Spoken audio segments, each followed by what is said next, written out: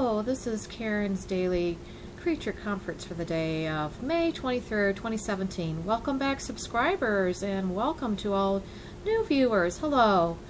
So the card that I picked for today was the Ace of Cup cards. And that says a hello to a wonderful new person coming to our lives and or opportunity. It could involve a budding new romance, a renewal of romance in our current relationships, or just positive emotions like joy, pleasure, and happiness. Our psychic abilities are going to be enhanced today, especially clairsentience, the ability to walk into a room and to know if it's a fun and loving atmosphere. And that's what it seems to like to be with it. Drawing the Ace of Cups cards for today. It is fun, loving atmosphere is taking center stage. It also could be the spiritual growth accompanying rich emotional experience. And true friendships, soulmates, compassion, kindness, and or a new home. And when I asked the Supreme Being to guide us on our great journey called today, May 23rd, 2017, he, she, God, Goddess chimed in and said, this is what I asked several times. I said, okay, I asked him several times what would be good for specifically for the day, and he came back specifically, said over and over again, spend time with like-minded individuals and letting go of old possessions, recycling, cleaning out closets, talking about travel. Work with like-minded individuals, there it is again. Read uplifting books. Mindful activities. Release the past, bring in plant like flowers. I saw a picture of sunflowers coming into the house. Open the doors, fling open sashes. I know it sounds like, but it's just like allowing the fresh air to come in. The feng shui masters would agree with everything I'm saying. So you're basically feng shuiing your house. And place crystals in key areas of the home. Call back your energy. Cook a good meal with loved ones. Watch a show that makes you laugh. Make sure your sleeping areas are conducive for cheery sleeping. Cheerfully for sleeping. And now that I think about it, that is feng shuiing your house, you know.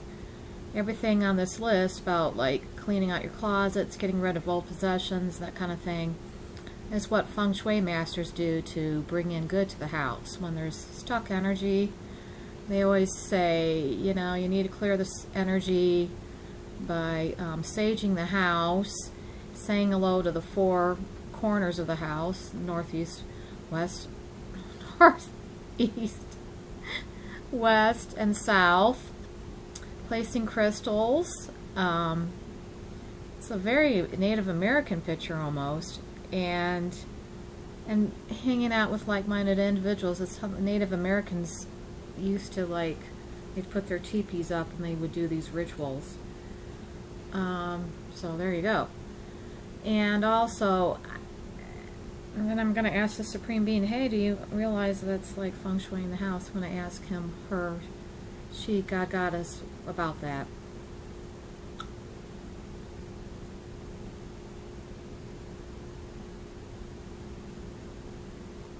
He's just telling me it's a lost art form. Since we're not nomadic people, we were once nomadic people, that the ability to clear the energy in our living spaces brought to us more opportunities, fresh energy and that kind of thing, like living by, showing me running water and that kind of stuff, that it would actually invigorate the home environment, bringing new opportunities. And he like resetting the house within joy, like watching a good movie and then laughing, and the sunflowers. And I also saw people, it was kind of like that Ratatouille movie, where the individuals were enjoying their home lives. It seemed really simple and rudimentary, but you know, it worked to like lighten up. The people inside the house slept better when they felt like they were being supported. And it looks like, since we're all consuming the media so voraciously every day, that we're forgetting fundamentals like taking the time to see if everybody in the house is okay. And it looks like some of these electronic items that we're using are bringing in unwanted, ungrounding energies, and the Supreme Being is giving us the salute about releasing clutter, and therefore making, it's like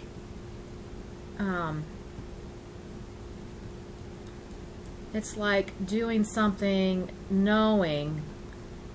It's like a ritual, basically. It's ritualized that you are changing the energy. It's thoughtfully. And I'm going to tune in again to what he's saying, she, about this.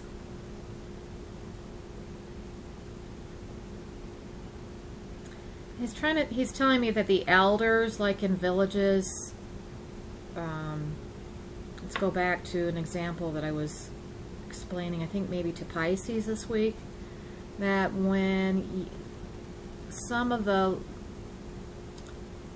third world countries have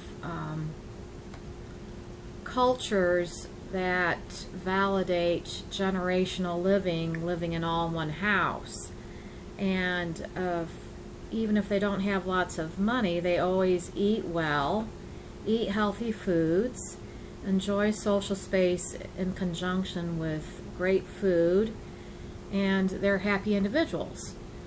And so he's just telling us that we need to go back to the basics, that we need to reinvest in quality time with the people that we live with. And by doing some of these ritualistic cleansing of the living space, we will find ourselves as happier roommates and living, in cooperation with each other. It's basically moving out the energy that doesn't want people to be happy and comfortable with one another. And so as I look at it psychically, I just see that some of the appliances and the new technology that we use every day isn't human. It's otherworldly, from other planets. So he's showing us that we need to be purposely resetting our energy so it supports us, the humans that live in these dwellings. Long story short. But I mean, you would get the information from the elders of the village, and it would be handed down from generation to generation in a story. The way I told you wasn't as pleasing as it would be if it was told by great grandma or the great shaman or wise old one of the village. But it still is from the same source, admirably, huh? So there you go. I gave you a heck of a lot to think about, heaven of a lot to think about. But I hope you appreciate the gift from the other side, because I certainly did. And again, this has been Karen's Daily Creature Comforts. I hope this has helped set the energy for today. Not today, but tomorrow. And after that, the week. And after that, the month. And after that, the year. Because it was a great gift from one of the wisest people around, the Supreme Being.